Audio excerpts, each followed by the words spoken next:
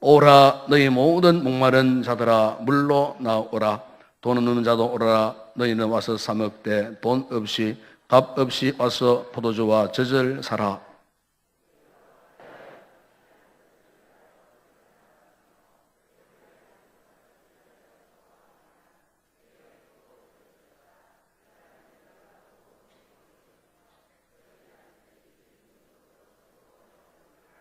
너희는 귀를 기울이고 내게로 나와 들으라. 그리하면 너희의 영혼이 살리라. 내가 너희를 위하여 영원한 언약을 맺으리니 곧 다윗에게 허락한 확실한 은혜이니라.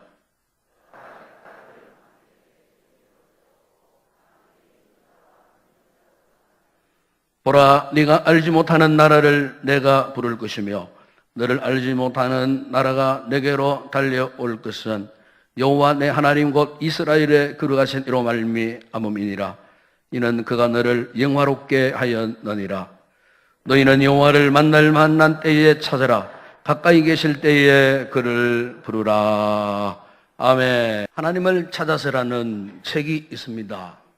이 책 그 표지에 부제로 이런 글이 써져 있습니다. 육로로 이스라엘까지 2년 7개월, 세상에서 가장 행복한 만남.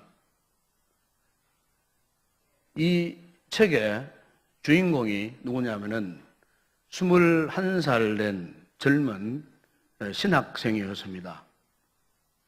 그래서 이 신학생은 신학을 하지만은 항상 하나님의 이 존재하심에 대한 확신이 없었습니다.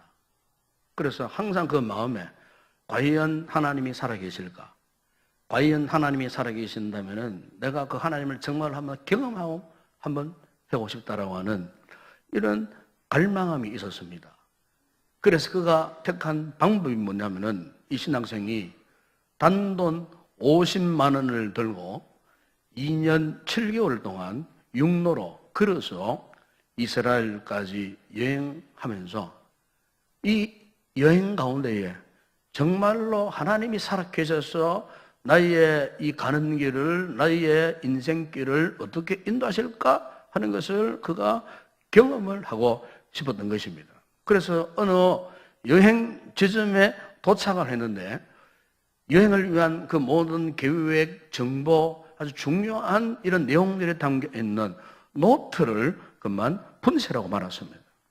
참으로 너무나 당황스러운 그런 일을 만났습니다. 망연자실했습니다. 그런데 바로 그 순간에 그가 깨달아지는 게 있었는데 그것이 뭐냐면은 오히려 이런 상황을 통해서 하나님을 절대적으로 내가 한번 의지해보자.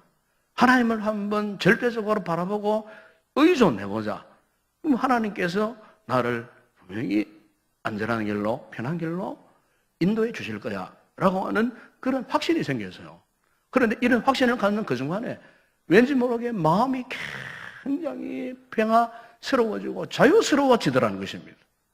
그때부터 이 젊은 이 신학도가 걸어서 2년 7개월 동안 온전히 하나님을 의지해서 가는데 역시나 하나님이 계셔서 살아계셔서 때로는 가다가 좋은 사람 만나기도 하고 때로는 누구인가의 도움을 받기도 하고 때로는 누가 제공하는 그처에서 잠을 자기도 하고 이런저런 그야말로 하나님의 이래저래 도우셔갖고 하나님의 은혜 가운데에 육로로 이렇게 2년 7개월 동안 여행을 무사히 할 수가 있었다는 것입니다. 그래서 이 젊은 신학도가 자신의 이 같은 경험을 통해서 여행 경험을 통해서 하나님은 과연 살아 계시다는 이 놀라운 사실을 그가 확신하게 되었다는 것입니다.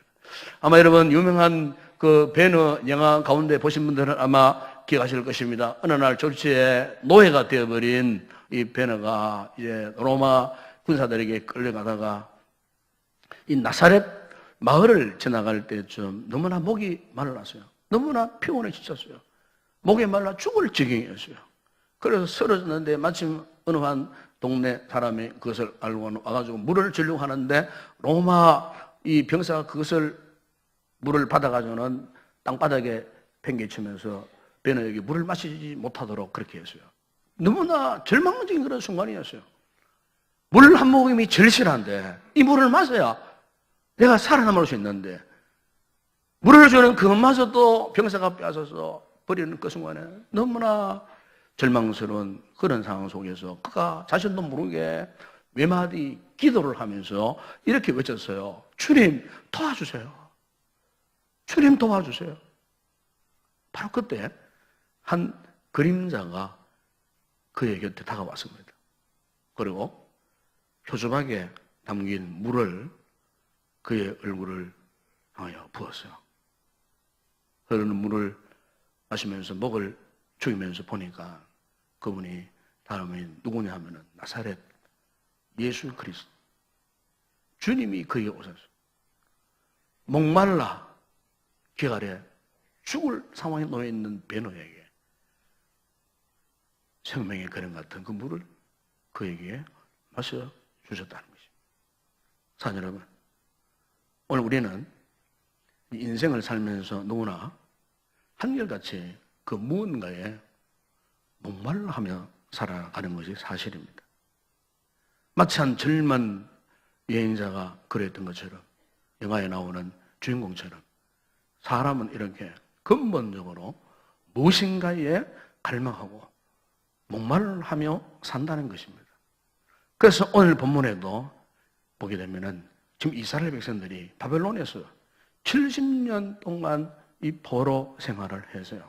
그러다 보니까 이 이스라엘 백성들은 정치적인 회복에 목말라 있습니다. 그들의 자손, 장래, 미래에 어떻게 될지 너무나도 불확실한 이런 상황을 끌어안고 애타 목말라 있습니다. 더 나아가서는 지금 그들에게는 무엇보다도 하나님의 임재가 필요했습니다. 하나님의 도우심이 필요했습니다.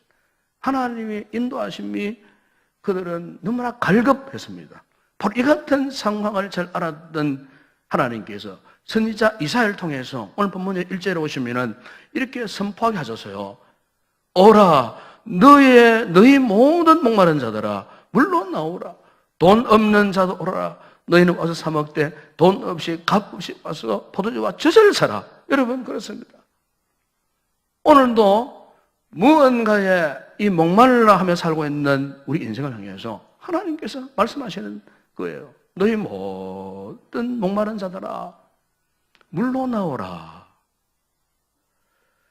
그러면 여러분, 오늘 우리가 한 가지 분명히 알고 넘어갈 부분이 하나 있어요. 왜 사람들이 목말라 하느냐는 겁니다. 다시 말하면은 오늘 우리 사람들이 목말라 하는 이 목마름의 이 본질이 뭐냐? 대개 사람들은 그런 것 같아요. 그 인생의 목마름을 세속적이고 본능적인 것으로만 생각합니다.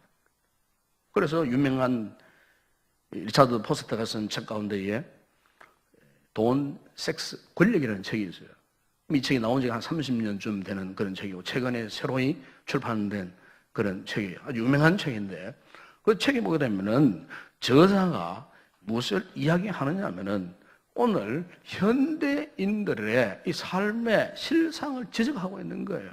그게 바로 성, 섹스, 그다음에 이 돈, 머니, 그리고 권력, 파워 이걸 이야기하는 거예요.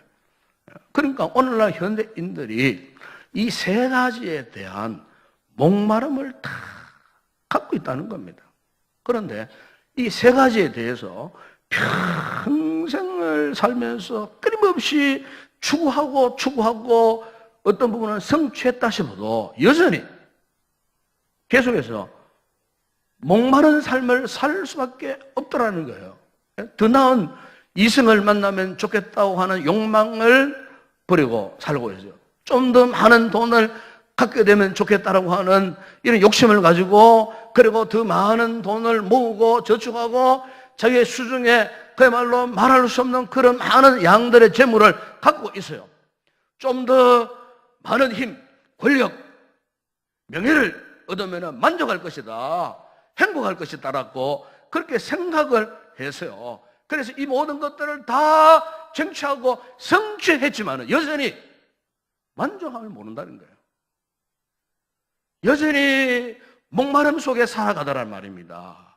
여러분, 오늘 우리 현실이 그렇단 말이에요. 실제 오늘 우리 주민들 보십시오. 잘못된 이성 문제 때문에 망하는 인생들이 우리 주변에 얼마나 많습니까? 돈 물질 때문에 망하는 인생들, 우리가 지금 눈으로 똑똑히 보고 있지 않습니까? 권력은 어떻습니까? 힘은 어떻습니까? 명예는 어떻습니까?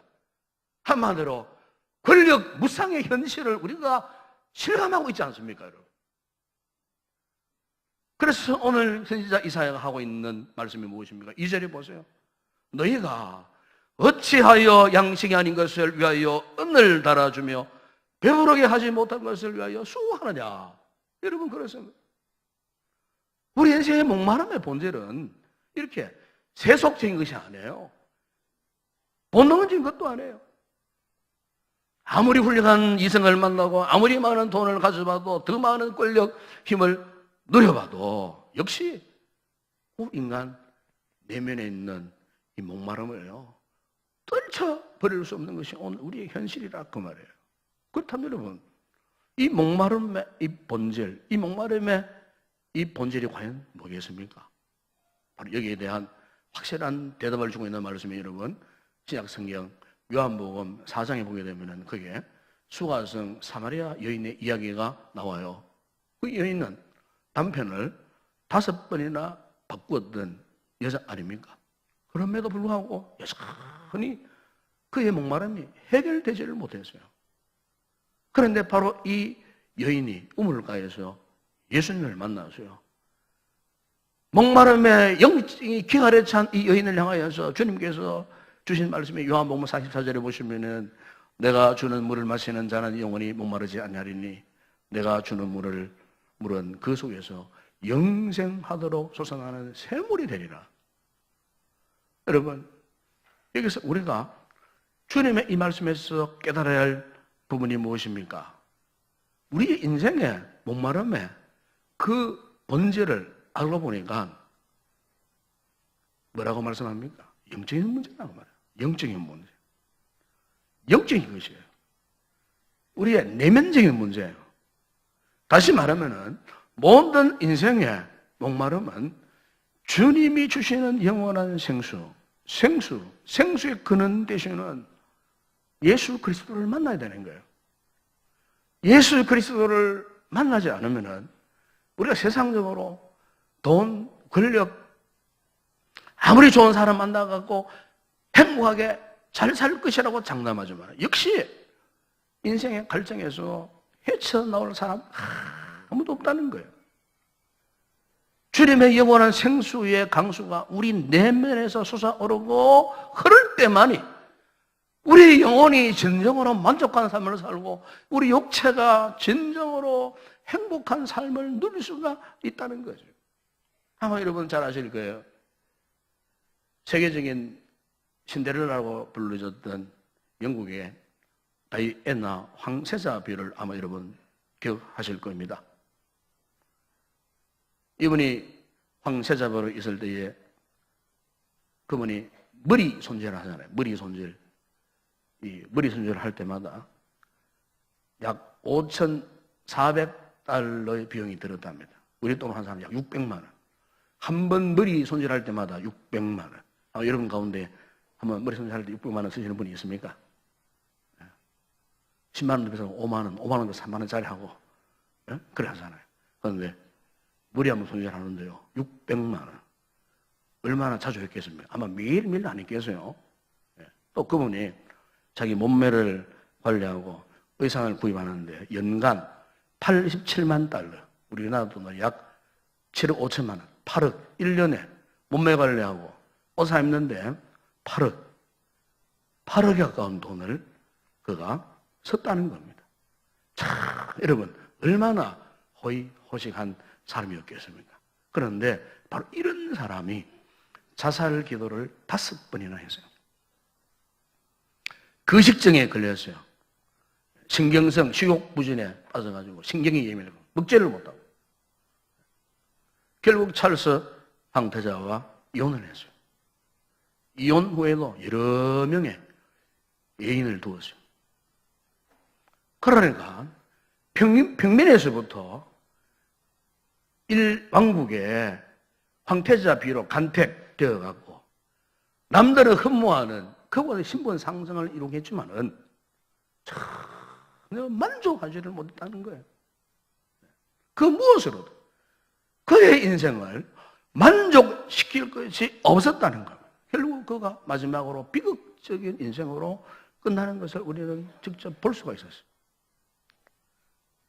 여러분, 왜 그 같은 인생을 살 수밖에 없었을까? 그것은 바로 그는 인생의 본질적인 이 목마름의 의미를 이해하지 못했기 때문이 아닌가, 그렇게 생각이 되어져요. 그래서 우리가 시편을 보게 되면은 다윗이 이 같은 인생의 목마름의 본질에 대해서 시편 42편 1절 2절에서 이런 고백을 했습니다. 하나님이여, 사슴이 시냇을 찾기에 갈급한 같이 내 영혼이 주를 찾기에 갈급하니이다. 내 영혼이 하나님 곧 사랑이시는 하나님을 갈망하나니 내가 어느 때에 나아가서 하나님의 얼굴을 배울까? 이 다윗은 그 역시도 인생의 이 갈급한 목마름을 해결할 길이 없었어요. 그런데 어느 날 하나님이 그에게 답을 주셨어요. 네가 나를 만나면은, 하나님을 만나면은 내가 너의 목마름을 해결시켜 줄 것이다. 그래서 다윗은 스스로 고백한 거예요. 그렇습니다. 하나님이요, 이 목마른 사슴처럼 내가 지금 하나님을 갈망합니다. 하나님을 사모합니다. 하나님을 내가 만나기를 원합니다. 그래서 다윗은 이 하나님을 만남으로써 자신의 인생의 본질적인 이 목마름의 문제를 그가 해결받았다는 겁니다. 여러분, 제가 한참 신학교 현실에 80년대 초반에 그때 참 제가 은혜 받고 즐겨 부르던 그 CCM, 그 당시에는 복음성가를, 복음성가가 있어서요, 신학교에서 기도회에서 기도하고 할 때마다 항상 그 가사를 펴놓고 하나님 앞에 두 손 들고 막 눈물 내면서 찬양했던 그 찬양곡이 있는데 여러분 잘 아실 거예요. 목마른 사슴 시내 물을 찾아 헤매이듯이 내 영혼 주를 찾기에 갈급하나이다.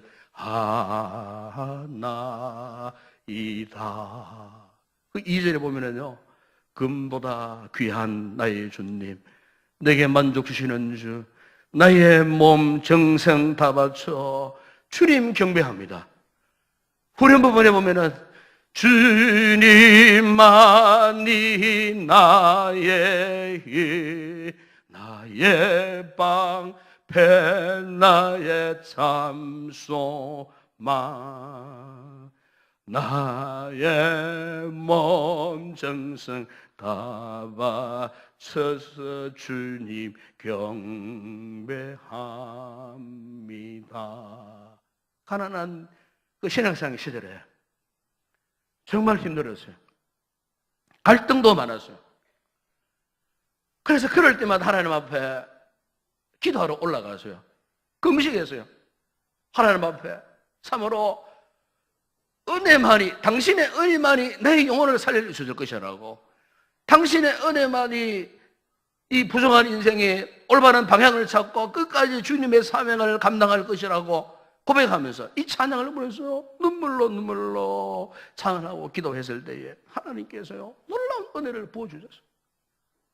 내 영혼을 압도하는 강력한 은혜 속에서 주님에 대한 확신을 가지고 성경 찬송을 가슴에 부여안고 산에서 내려올 때에 그 감동 기쁨, 그때 그 시절의 느낌이 지금도 살아 생생하게 느껴지는 것을 제가 경험합니다.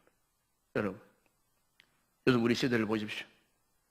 교회든 세상이든 모두가 세상이 좋아가지고 세상 풍조 따라가고 세상 가치, 세상 욕망에 휩싸여서 살아가는 그런 사람들이 얼마나 많습니까? 우리 사회의 시대적 문화적 흐름을 보십시오. 하나님을 망령되게 일컫는 자들이 우리 주변에 얼마나 많이 있는지 모릅니다. 하나님을 거부하는 자들이, 노골적으로 하나님을 욕하는 자들이, 이 교회를 욕하는 자들이, 우리 믿는 자들의 경건한 백성들을 능욕하는 자들이, 비난하는 자들이 우리 주변에 여러분 얼마나 많이 있습니까? 세속 주의 물결들이 거룩한 하나님의 백성들의 삶을 통째로 집어삼키고 교회가 세속화되어 타락하도록 만들고, 여러분 악한 원수마귀가 집중적으로 공격해 들어오는 이런 시대 속에 교회 안에 수많은 성도들이 영적으로 지금 기활에 지금 빠져 있어요. 영적으로 메말라 있어요. 영적으로 자기 스스로 어떤 인생의 문제를 해결할 길이 없어서 천전긍긍하고 눈물 짓고 탄식하고 쓰러져 있는, 그렇죠. 이건도 진짜 쓰러져 있는 그러한 성도들이 우리 주변에 얼마나 많이 있는지 몰라요. 여러분, 이 같은 절망적인 상황을 과연 무엇으로 이겨낼 수가 있겠습니까? 네? 일찍이 솔로몬은요, 잠언서 8장 7절에서 이렇게 말씀하셨어요. 나를 사랑하는 자들이 나의 사랑을 입으며 나를 간절히 찾는 자가 나를 만날 것이니라 그랬습니다. 여러분, 그렇습니다. 하나님을 간절히 찾는 이것 외에 다른 대안이 없어요. 네? 혹 여러분 성도들 가운데 지금 절망에 빠져 있는 분들이 있습니까? 살고 싶지 않는 그런 영적인 기력에 지금 빠져 있는 분들이 있습니까? 여러분 정신을 똑바로 차리세요. 돈이 해결되는 거 아니에요. 하나님만이 우리의 삶의 정답입니다. 하나님을 만나야 돼요. 하나님을 찾아야 된다, 그 말입니다. 그래서 이사야가 오늘 본문 2절에 3절 이렇게 말씀하지 않습니까? 너희가 어찌하여 양식이 아닌 것을 위하여 은을 달아주며 배부르게 하지 못한 것을 위하여 수고하느냐. 헛된 수고라 그 말이에요. 그 모든 것들이. 3절에 해보세요. 너희는 귀를 기울이고 내게로 나와 들으라. 뭘 들으라는 말씀입니까? 하나님의 생명의 말씀을 들으라 그 말이에요. 죽은 영혼을 일으켜 세우는 능력의 말씀을 들으라. 하나님의 말씀을 들으라. 그리하면 너희의 영혼이 살리라. 내가 너희를 위하여 영원한 언약을 맺어내는 곧 다윗에게 허락한 확실한 은혜이니라. 여러분, 목마름에 허덕이는 우리들이 회복의 비결은 다른 게 없어요. 주님을 찾고 확실한 주님의 은혜에 포로되어지고 온전히 우리의 삶을 전폭적으로 그분께 맡길 때, 그럴 때에 그 어떤 세상적인 것으로 우리 영적인 가람을 해결할 수 없지만은 바로 그분이 오늘 우리의 본질적인 영적인 가람을 해결해 주실 수 있다는 것입니다. 여러분, 세상 것 아무리 의존해 보세요. 잠깐 동안의 기분, 잠깐 동안의 만족, 잠깐 동안의 편안함, 세상 것이 그런 거예요. 그런데 보십시오. 우리가 세상 것을 그렇게 누려보면 그 결과가 어떻게 되느냐?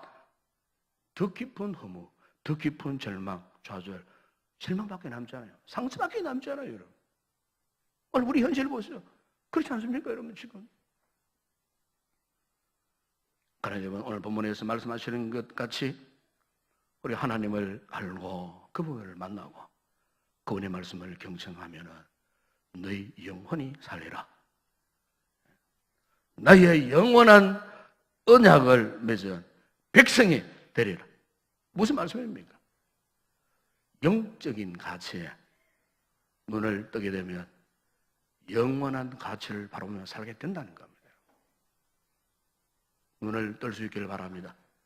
신령한 눈을 뜨시기 바랍니다. 영적인 눈을 뜨시기 바랍니다. 그래서 하나님께서 과연 내 인생을, 우리 가정을 가지고 내 직장, 내 사업장, 나의 모든 범사를 어떻게 이끌어 가시느냐 하는 사실을 여러분 눈으로, 뜨이는 영의 눈으로 생생하게 바라보시고 우리 몸으로 체득하고 경험해야 되지 않겠습니까? 3절에 보면은 다시 말씀하지 않습니까? 내가 너희를 위하여 영원한 언약을 맺겠다. 곧 다윗에게 허락한 확실한 은혜. 여러분, 우리 하나님께서 우리에게 주시되 확실한 은혜, 확실한 축복, 확실한 약속, 확실한 응답을 주시는 분이신 줄로 믿습니다. 여러분, 이 다윗에게 허락한 확실한 은혜라는 말이 무슨 말이냐 하면은 우리가 구약성 여러분 사무엘나 2장 12절에 보시면은 하나님께서 다윗에게 이 같은 언약을 하신 적이 있어요. 네 소환이 차서 네 조상들과 함께 누울 때에 내가 네 품에서 네 실을 네 뒤에 세워 그의 나라를 견고하게 하리라. 사무엘 장 16절에 보시면은 내 집과 내 나라가 내 앞에서 영원히 보존되고 네 왕위가 영원히 견고하리라 하셨다 하라. 그런데요, 이 확실한 언약, 약속의 말씀이 언제 성취되었느냐? 마태복음 1장 1절 한번 보세요. 이렇게 말씀합니다. 아브라함과 다윗의 자손 예수 그리스도의 계보를 보십시오. 예수 그리스도의 그 계보 촉부하네요. 아브라함과 동등하게 등의 인물이 나와요. 다윗이에요, 다윗. 하나님 언약하신 대로 다윗에게 보십시오. 그런데 알고 보니까 왜 하나님께서 이 아브라함과 다윗을 동등한 위치에 놓느냐? 그 이유가 있어요. 그게 누가복음 여러분 1장 31절 32절에 보시면 이렇게 말씀합니다. 보라, 네가 잉태하여 아들을 낳으리니 그 이름을 예수로 하라. 그가 큰 자가 되고 지극히 높으신 이의 아들이라 일컬어질 것이요, 주 하나님께서 그 조상 다윗의 왕위를 그에게 주시리니. 보십시오. 다윗의 그 왕권을 장차 태어나실 예수 그리스도에게 그 왕권을 위임하셨다는 겁니다. 무슨 말입니까? 왕이 하는 일이 뭡니까? 왕은 나라를 통치하고 다스리는 하잖아요. 백성을 통치하고 다스리는 사명이 있잖아요. 다윗이 주셨던 그 사명이 예수 그리스도께, 우리의 구원자 예수 그리스도께 왕적 권세와 선자의 권세와 제사장의 권세를 허락하셨어요. 그러니까 우리 믿는 자들을 오늘 주님께서 우리를 어떻게 하신다고요? 통치하고 돌보고 다스리는 분이죠. 믿음 생활 우리 마음대로 하는 거 아니에요. 알고 보게 되면 예수 그리스도 우리의 구원의 주님 그분께서 우리가 알든지 모르든지 깨닫든지 못 깨닫든지 이미 구원받은 하나님의 이 백성들에 대해서는 예수 그리스도가 우리의 인생을 통치하시고 다스려 가신다는 이 분명한 확실한 은혜, 이것은 다윗만 받은 것이 아니고 오늘 계시는 저와 여러분도 이 놀라운 은혜를 확실하게 받은 사람들인 줄로 믿습니다. 하나님이 함께 하신다는 말이에요. 하나님. 그러므로 우리는요, 어떤 상황 속에서도 하나님을 떠날 수 없어요. 하나님을 만나야 돼요. 그분과 함께 동행하는 삶을 살아야 돼요. 문제가 풀린다고 인생의 문제 앞에서 절망하면 안 돼요. 그럴수록 우리는 하나님을 찾고 그분을 찾고 나의 목마름을 해결하실 분은 오직 예수 그리스도 한 분밖에 없으니 그분을 붙들고 그분을 의지할 때에 그분께서 우리 인생의 목마름의 이 본질적인 문제를 해결해 주신다는 것입니다. 여러분, 제가 며칠 전에 신문들을 쭉 스크랩하고 정리하는 가운데에 우리나라 그 전직 대통령들에 대한 일화가 간단하게 이렇게 게재되어 있는 그런 부분들을 제가 발췌해서 읽어보는 중에 특별히 노태우 전 대통령에 관한 일화가 아주 감동적으로 그렇게 있었어요. 아시겠지만은 노 전 대통령은 비자금에 연루돼 갖고 참 영어의 몸이 되었잖아요. 죄를 지어 갖고 옥에 이제 옥중생활을 하는 그런 시세가 되었잖아요. 이분은 본래 철저한 이 불교 신자 가정에서 태어났습니다. 그의 모친이 아들을 갖기 위해서 100일 동안 기도했다가 그야말로 부처가 준 아들이다 할 정도로 이 노태우 대통령은 어릴 때부터 절간에 향에 젖어가지고 태어났고 향에 젖어가서 살았던 아주 독실한 이 불교 신자였습니다. 그런데 최근에 그 가정에 복음의 씨앗이 떨어졌어요. 제일 먼저 그의 딸 노소영 씨, SK 제동회장 부인 아닙니까? 그 노소영 씨가 예수를 참 영접했어요. 그런데 아주 지금 철저하게 독실한 크리스찬이 되었어요. 그래서 이 따님이 그의 어머니에게 김옥숙 여사에게도 전도를 했어요. 그리고 그분도 예수를 믿고 있어요, 지금. 그리고 마지막으로 아버지에게 전도를 했는데 특별히 아버지가 옥중 생활을 할 때에 이 노조영 씨가 아버지에게 성경을 주면서 제발 아버지 이 하나님의 성경을 꼭 읽으세요. 읽어보세요. 그러니까 참 보통 아버지는 그 딸의 말에 약합니다. 예. 아들한테는 소리치고 막 조용해 막 이렇게 하지만은 다른 양이면 그래 알았다. 그래 따님이 하도 권면하니까 그래갖고 이제 옥중에서 성경을요, 정독해서 2번을 읽었어요, 2번. 1년 가운데에 영적인 변화가 일어나는 거예요. 예수를 영접하게 되었어요. 물론 그분은 지금 굉장히 건강이 악화된 상태이지만은 예수를 영접했답니다. 그래서 제가 느끼지 못했던 그 기쁨. 그래서 불교에서 기독교로, 개신교로 개종을 했다는 겁니다. 가장 힘든 흠고, 인생의 흠고, 아무도 알아주지 못하고 아무도 그를 칭찬하지 않는, 비난하는 그런 상황 속에서 오직 예수 그리스도만이 그분을 품에 안아주신 겁니다. 자, 여러분, 여러분 가운데에 이같이 인생의 목마름으로 괴로워하고 절망하고 아무도 모르는 곳에서 혼자 눈물 흘리며 탄생하는 방황하는 그런 분이 계십니까?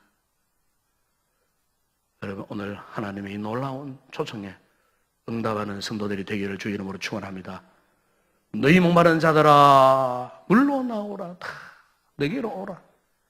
6절에 보기는 너희는 여호와를 만날 만한 때에 찾으라. 가까이 계실 때에 그를 부르라. 여러분, 오늘 우리 모두가 이 주님의 이 놀라운 은혜의 초청하심 속으로 들어가는 성도들이 될 수 있기를 바랍니다.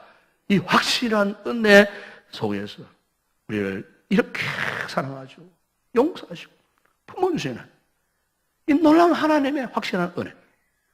그래서 이 은혜 속에서 더 이상 우리가 세상적인 것, 세속적인 것에 목말하지 마시고 오직 우리가 그분 안에서 그분의 사랑과 은혜와 축복 속에서 행복을 누리고 만족스러운 인생을 누리는 복된 성도들 되기를 주의 이름으로 축원합니다. 기도하겠습니다. 우리 아버지 하나님 감사합니다. 우리의 목마름을 아시는 주님, 우리는 목마름의 해결할 방법을 몰라서 그동안 세상적인 것을 찾아다녔습니다. 그러나 우리의 목마름은 여전히 해결할 길이 없었습니다. 그러나 오늘 말씀을 통해 인생의 본질적인 목마름의 해결 방법을 말씀을 통해 우리에게 찾아오신 주님, 이 시간 우리 가운데 임자여 주시고 참으로 주님을 만나고 주님을 찾을 때에 바로 그 주님 때문에 인생의 가람을 해결받고 예수님 때문에 행복한 삶을 누리게 되는 이 놀라운 비결을 깨달았으니 오늘 우리 모든 성도들이 하나님의 이 거룩한 초청의 부르심의 은혜 속에 들어가 날마다 이 은혜 속에서 행복한 삶을 살아가는 모든 성도들 다 되게 하여 주시옵소서. 예수님의 이름으로 기도드리옵나이다. 아멘.